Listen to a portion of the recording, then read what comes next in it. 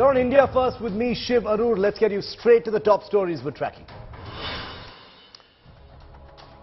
Anjali's friend who fled the accident site speaks exclusively and first to India today. Claims the accused were aware the 20-year-old was stuck under their vehicle.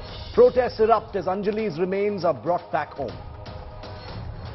Pakistan faces biggest ever electricity crisis. Government to shut malls and markets by 8:30 p.m. to save power and over $273 million annually. Weeks after Tawang clash, India ramps up infrastructure along the China border. Defence Minister Rajnath Singh visits Arunachal to inaugurate 100-meter steel arch bridge.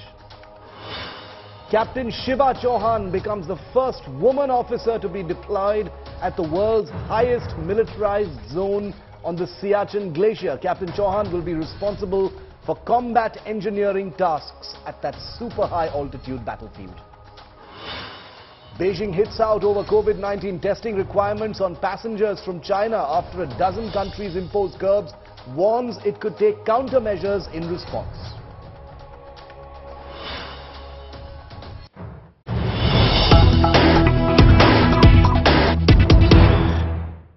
And we've got some breaking news that we're starting with on the show. A bankrupt Pakistan is now literally out of power. Pakistan, get this, will now be shutting down its markets and all malls by 8:30 p.m., not later than that. Wedding venues will be closed by 10 p.m.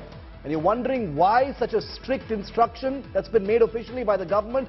To save money. There's no money for electricity to run all these facilities. This night curfew will save the country around 62 billion Pakistani rupees, which is $273 million annually, says a totally flat broke Pakistan government.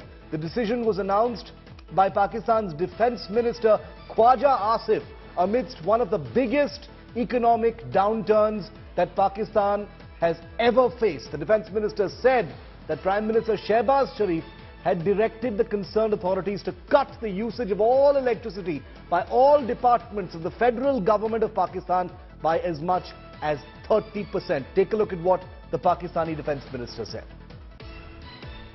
भर में मौजूद तमाम शादी हाल जो हैं 10 बजे जो है वो बंद हो जाएंगे इंशाल्लाह। मार्केटें जो है वो 8:30 बजे जो है वो बंद हो जाएंगी। ये 8 बजे पहले था। हमारी ताजर हजरात से जो है गुफ्तगू हुई, वो सारे उन्होंने मेहरबानी की। एक बड़ी डेलीगेशन सारे पाकिस्तान से यहाँ पे आई, प्राइम मिनिस्टर सेक्रेटेरिएट में उनसे मुलाकात हुई। तो उनमें बाज ने 9 कहा, बाज ने 8:30 कहा, बाज ने 9:30 कहा। बहरहाल हमने 8 से इसको 8:30 कर दिया। इस पॉलिसी से इस शादी हाल, रेस्टोरेंट्स और मार्केटों के ये अगर टाइम ऑब्जर्व हों तो 62 अरब रुपए की बचत होगी। 62 अरब रुपए की बचत होगी। I want to go across to our National Bureau Chief Abhishek Bhalla, who's been tracking this story closely. Abhishek, you know, we knew it was bad in Pakistan, but this is insane. You know, trying to cut down on electricity usage by 30%, you know, closing off malls and offices by 8:30 p.m. What's going on? The kind of measures that have been announced in Pakistan to conserve energy, you know, look like some kind of a night curfew, what we were used to seeing during COVID pandemic. And a slew of measures have been announced, which include shutting down of markets by 8:30 p.m. Wedding halls have to close down by 10 p.m. And in fact, all government offices have been advised to cut down the use of electricity by 30%. Such is the impact on Pakistan's economy that such desperate measures have to be made. And in fact, there was a federal cabinet meeting where all these measures were discussed and later announced by the Defence Minister of Pakistan. And even that meeting was, held without electricity to send across a message to the people of Pakistan that it's extremely important for them to conserve as much energy and electricity is required. It's not just these curbs on markets and restaurants, but also, other measures that have been announced, like using electrical appliances that are most efficient. So clearly, desperate signs as far as Pakistan's economy and energy is concerned.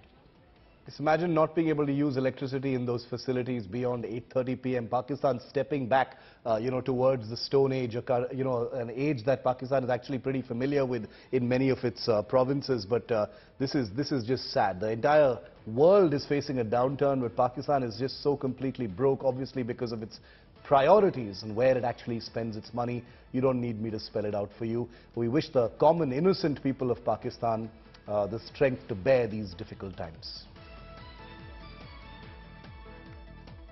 External Affairs Minister S. Jaishankar has slam dunked once again and gone viral all over the internet once again on his pet topic, what else but Pakistan. Speaking to a hypocritical Austrian national broadcast anchor asking him condescending questions, you've got to see how Minister Jaishankar gave it right back while making an important point.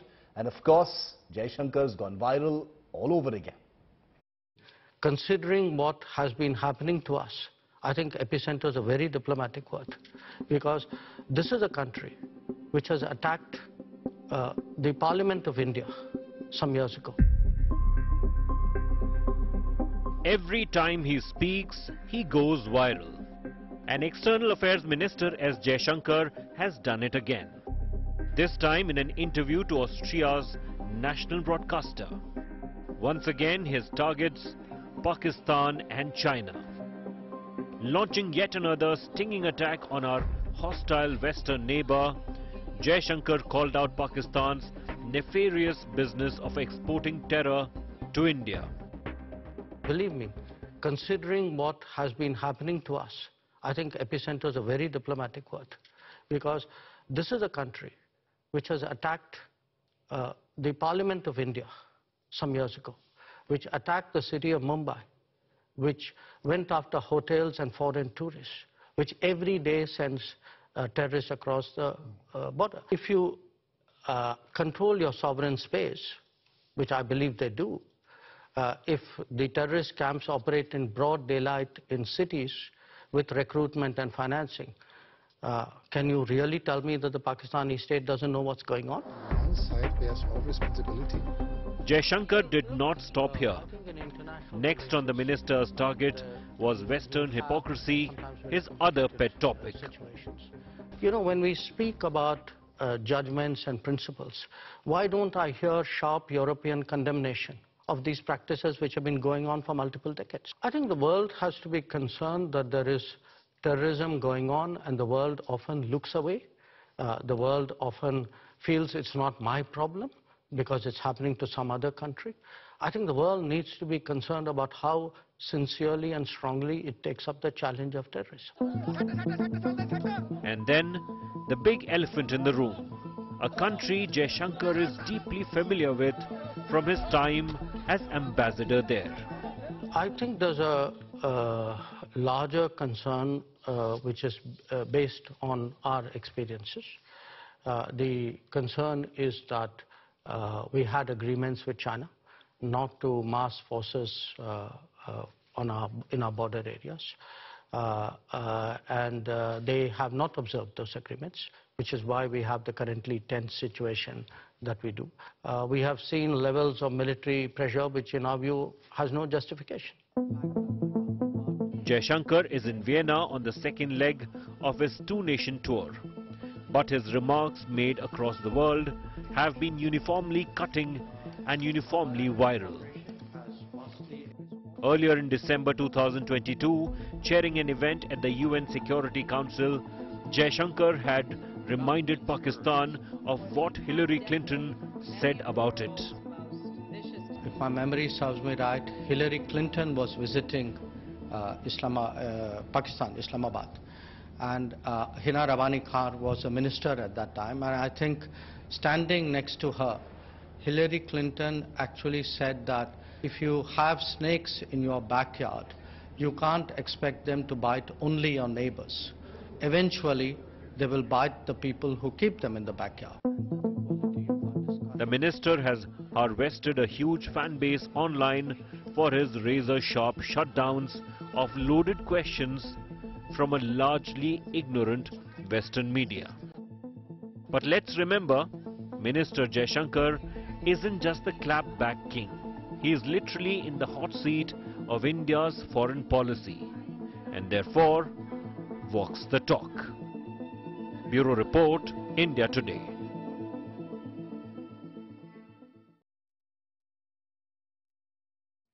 And that was the first big shutdown of 2023. But Minister Jaishankar has behind him a 2022 that was full of such shutdowns and clapbacks. When it came to Pakistan, the current Indian External Affairs Minister has been very pointed in his rebuttal each time. Whether in global forums or in public addresses, he's been outright and very tongue-in-cheek, very sarcastic.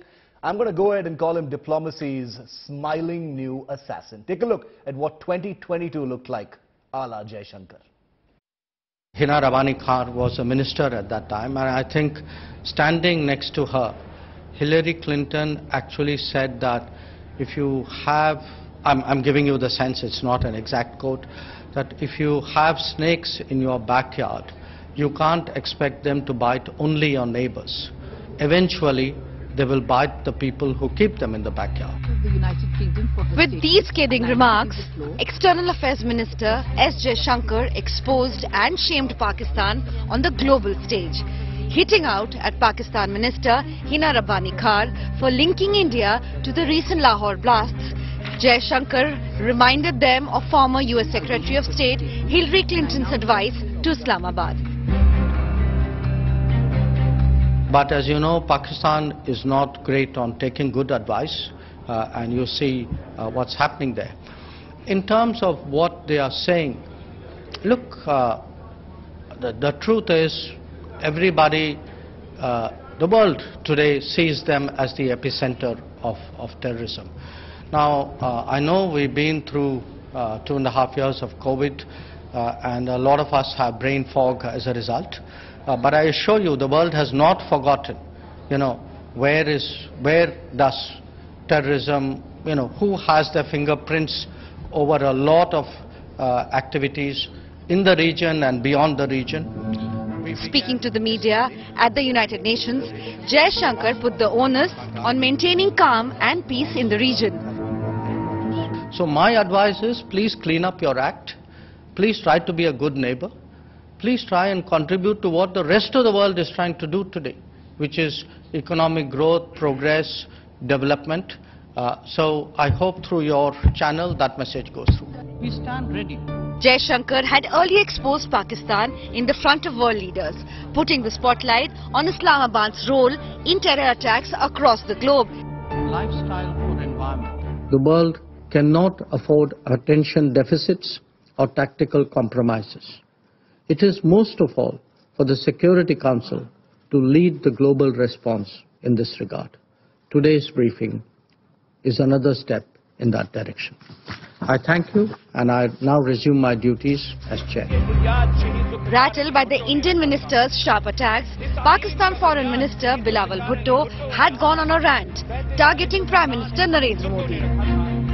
I'd like to remind the Honourable Foreign Minister or the Minister for External Affairs of India that Osama bin Laden is dead. Rath lives. And he is the Prime Minister of India. Within days, the External Affairs Minister of India responded to the jibe deftly. I think my ministry has said very clearly what we think about what he said. So, which is, I mean... No, which is out there. I think we've said what we had to say. When you upset the way he spoke, the way he said everything that, talked of India and the way he talked about Prime Minister? Well, let's put it this way. Our expectations levels with the Pakistanis are never very high. And with that, he summarily dismissed the Pakistan smash attack attempt in typical Jaishankar style. The biggest challenge for any Indian foreign minister has been, well, obviously our neighbors. They're so friendly, aren't they? And of course the border disputes as well, especially with Pakistan and China. Minister Jaishankar has been stern when needed, and he hasn't ever shied away from giving very strong replies, almost always from hypocritical, condescending Western journalists and Western anchors. Here's a report on how he dealt with the Chinese issue back in 2022. External Affairs Minister S. Jaishankar can converse in Chinese, and he understands China and its innards well enough. Months before the Tawang clash, his words were almost prophetic. Right now, I think it's no secret we are going through a very difficult phase, and mainly because we have agreements with China going back to the 1990s, which prohibits bringing, massing troops in the border areas. They have disregarded that. What happened in Galwan 2 years ago. So that problem has not been resolved, and that is clearly casting a shadow. The bureaucrat turned politician, Jaishankar led the pushback against Chinese leadership's contention that the standoff on the line of actual control should be put in its appropriate place, while the two countries take forward relations in other areas such as trade. He in fact maintained that the overall relationship cannot be normalized till there is peace and normalcy in the border areas. And with that mindset at the UNGA summit in New York, he took a swipe at China for not blacklisting the terrorists. The United Nations responds to terrorism by sanctioning its perpetrators. Those who politicize the UNSC 1267 sanctions regime, sometimes even to the extent of defending proclaimed terrorists, they do so at their own peril. Believe me, they advance neither their own interests nor indeed their reputation. That wasn't his only point of attack on China. In September, China's aggressive posturing in Taiwan and the Indo-Pacific was the topic of hot debate. The Indian foreign minister made an oblique but a pointed comment at the global platform. The Indo-Pacific too witnesses fresh concerns about its stability and its security. I bring to you. And when it came to India's neighborhood, without mentioning China, he made his point on debt trap diplomacy clear. Even while India contributes to global betterment, we recognize the sharp deterioration in the international landscape. The world is already struggling with challenges of post-pandemic economic recovery. The debt situation of the developing is precarious. He was referring to Sri Lanka's peril to drive his point home while alerting the world of the dragon's devious designs. But the one that really went viral was Minister Jaishankar's defense of India's decision to buy Russian oil when Ukraine was invaded last year. Since March, the last week of 2022, repeatedly at different platforms, the Indian External Affairs Minister has continued to defend India's decision without bowing down to gyan and political pressure from across the world. In fact, he went a few steps further to hold a mirror to the world regarding its duplicity, its divisive diplomacy, and its total brazen hypocrisy. Ukraine was under attack, and the world, or rather America and its allies in Europe, were united in cornering Russia. Countries from Asia and Africa joined the wagon to condemn Russia's invasion. Other than the economic sanctions, there was very little that the West could do to push Vladimir Putin to back down. Because Putin had the key power to maneuver, energy. The West depended on it badly. European countries are dependent on Russia for gas, oil and coal to the tune of about $5 million to $1 billion every single day. For oil and gas, they still needed Moscow. Faced with severe criticism by Ukrainian President Zelensky, the European Union vowed to find alternate supplier for its oil and gas needs. Germany, for the first time, struck a deal with Qatar and the OPEC countries. It also suspended the new Nord Stream 2 gas pipeline. But the summer was approaching. The peak demand for energy was yet to rise. Russian ruble was losing its shine in the market, and Putin needed to keep his economy going despite sanctions. He turned to Russia's old friends. China was swift to assist. The Dragon is one of the biggest markets for Russian oil, gas and coal after Europe. Its bilateral trade with Russia surged in the first quarter of the year by 28% from the previous year. India, the traditional friend of Russia since the Nehruvian age, remained neutral on the global platform.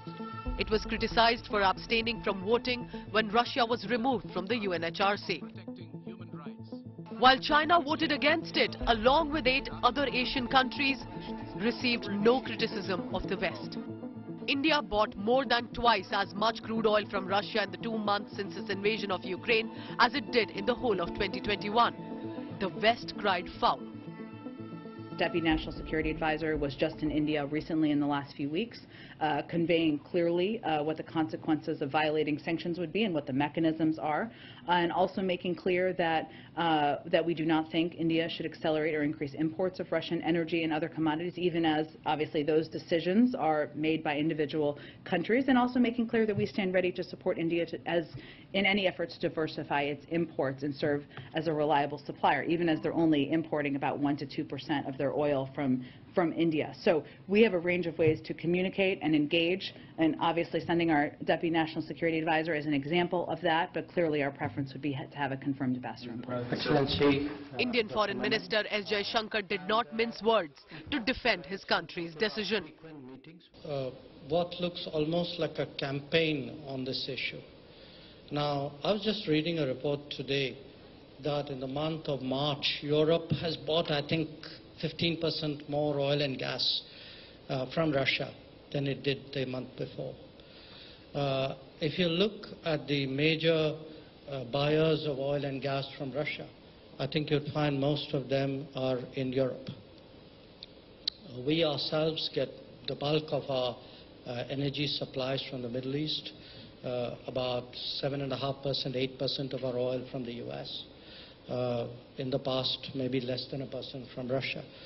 When oil prices go up, I think it's natural for countries to go out into the market and look for what are good deals for their people. But I am pretty sure if we wait 2 or 3 months and actually look at who are the big buyers of Russian gas and oil, I suspect the list won't be very different from what it used to be, and I suspect we won't be in the top 10 on that list. ये foreign minister को उन्होंने कहा कि रूस से तेल ना खरीदो. उसने आगे से कहा तुम कौन होते हो मैं कहने वाले. His response went viral on social media, so much so that ousted Pakistan Premier Imran Khan played that video during a rally in Lahore to target the Shehbaz Sharif government. What started in April 22 did not die there. Wherever and whenever possible, the West did not stop to poke at India, and each time it was Jaishankar retorting back in his classic, polite, diplomatic, yet determined style. Europe has to grow out of the mindset that Europe's problems are the world's problems, but the world's problems are not Europe's problems. That if it is you, it's yours. If it is me, it's ours. I think that's something. And I see, reflections of that. Again, in terms of, there is a linkage today which is being made. A linkage between China and India and what's happening in Ukraine. So come on, guys. I mean, China and India happened way before anything happened in Ukraine. So the Chinese don't need a precedent somewhere else in the world on how to, engage us or not engage us, or be difficult with us or not be difficult with us. So, as I said, I just see this as frankly a not very clever argument, a very self-serving one. India continues to condemn Russian invasion of Ukraine, but when it came to its own domestic interests, Jaishankar and his team ensured that India First policy was true in every sense of the word, without bowing down to anyone or any country. Not only on global platforms, S. Jaishankar has been equally eloquent in his criticism of internal politics as well. Just recently, he was replying to Rahul Gandhi, also to Arvind Kejriwal. Not only sounded factual, but a seasoned politician with a diplomatic touch and has that sheen of a career bureaucrat. In case you missed those viral clapbacks, take a look at this. If we were in denial, how is the army out there? Because the army didn't go there because Rahul Gandhi asked them to go. I mean, the army went there because the Prime Minister of India, ordered them to go. Amid the raging Tawang tussle, External Affairs Minister S. Jaishankar gave a stern reply to Congress MP Rahul Gandhi over his barbs on the government allegedly being soft on China. It was India Today's Indo-Japan conclave, and Jaishankar set the account straight, saying that only the Modi government has been tough in countering China. Chinese deployments which... Rahul Gandhi had earlier claimed that China regularly beats up Indian Jawans in Arunachal Pradesh. His remarks had come after the 2021 video surfaced showing Indian soldiers bashing the Chinese troops.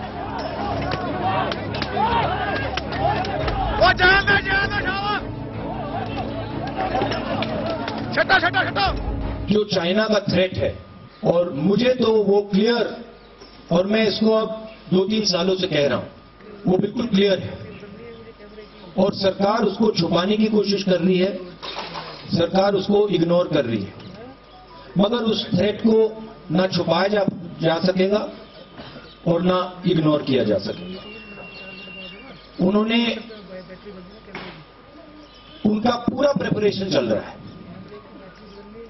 उनका लद्दाख की side और अरुणाचल की side पूरा offensive preparation चल रहा है। हिंदुस्तान की सरकार सोई हुई है। Not only Rahul Gandhi, the Delhi Chief Minister Arvind Kejriwal too got a befitting reply from the External Affairs Minister. Why are we rewarding China? That's Kejriwal's question. You want a serious debate or you want a Kejriwal question? Because the two are very different. This is not a question of suddenly I have a difficult relationship with a country, how do I switch it off? I mean, that's why I said that's not a serious remark. Whether at international relations or for domestic politics, S. Jaishankar always has his facts correct and answers to the point. Subramaniam Jaishankar was raised to be the stalwart diplomat that he is. His father, K. Subramaniam, the proponent of realpolitik and international diplomacy in India, famous for having written the Kargil Review Committee report. All through Jaishankar's career as a diplomat, he's been the strong hand that India has relied on confidently.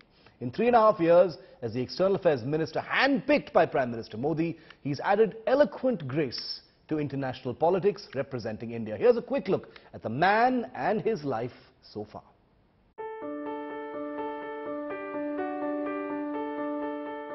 S. Jaishankar will be 68 years old on 9th January. A career diplomat today leads India in global platforms with an elan that very few thought he would be able to. When Sushma Swaraj became seriously ill in the summer of 2019, this soft-spoken, multilingual recruit of 1977 Indian Foreign Service was chosen to fill up the position of Minister for External Affairs. BJP, led by Narendra Modi, has just come back to power with a thumping majority for the second term, and many dismissed him as a poor attempt to fill in the stalwart Sushma Swaraj's shoes. Politically, he was a comparatively young minister. A year before he became the External Affairs Minister, he was Foreign Secretary for the Government of India, a post he served since his return as the Ambassador of India to the USA in 2015. In those 3 crucial years, he was the shadow to Sushma Swaraj and got mentored by her. With a master's and doctorate degree in international relations, S. Jaishankar was the right person for India's diplomatic service.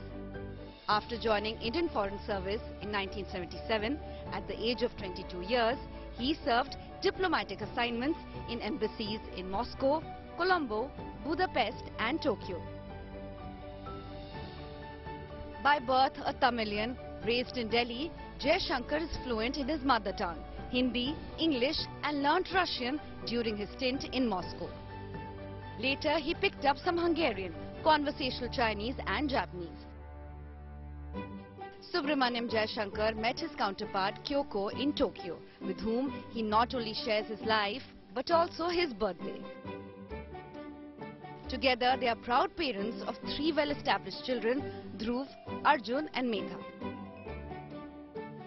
The induction of Jaishankar as a cabinet minister at a juncture when Sino-US relations were getting increasingly complex at the global stage, throwing a number of challenges on key areas, especially on trade and cybersecurity, was considered as an interesting choice in the summer of 2019. 3 summers later, critics are quiet, and the only voice that fills the vacuum is cheering Jai Jaishankar. That's it on this India First special. Keep watching India Today. The news continues on the other side of this short break.